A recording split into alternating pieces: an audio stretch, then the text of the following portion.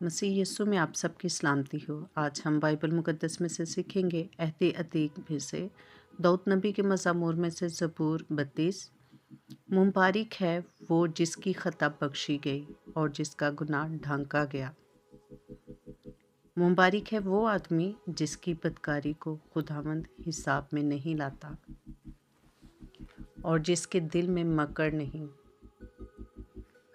जब मैं खामोश रहा तो दिन भर के कराहने से मेरी हड्डियां घुल गईं, क्योंकि तेरा हाथ रात दिन मुझ पर भारी था। मेरी तरावत गर्मियों की खुश्की से बदल गई। मैंने तेरे हजूर अपने गुनाह को मान लिया और अपनी बदकारी को ना छुपाया।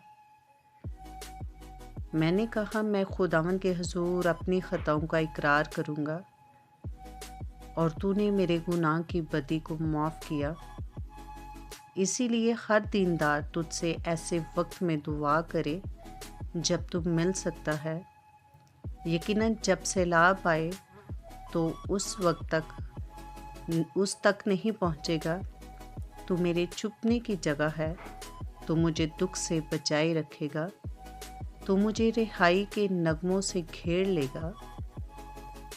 मैं तुझे तालीम दूंगा और जिस राह पर तुझे चलना होगा तुझे बताऊंगा।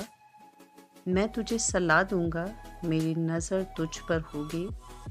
तुम घोड़े या खच्चर की माने ना बनो, जिनमें समझ नहीं, जिनको काबू में रखने का साजो हान और लगाम है, वरना वो तेरे पास आने के भी नहीं। शरीर पर बहुत सी मुसीबतें आएंगी, पर जिसका तवक्कल खुदावंद पर है, रहमत उसे घेरे रहेगी। ऐ साथ को खुदावंद में खुश हो, खुरम रहो। ऐ रास्त दिलो, खुशी से ललकारो। खुदावंद के ज़िंदा पाकलाम का पढ़ा और सुना जाना हम सब के लिए बाइस से बरकत हो। वीडियो अच्छी लगे तो लाइक करें, चैनल को सब्सक्राइब करें, ताकि हर आने वाली वीडियो का नोटिफिकेशन सबसे पहले आपको मिले। Stay tuned with us. God bless you.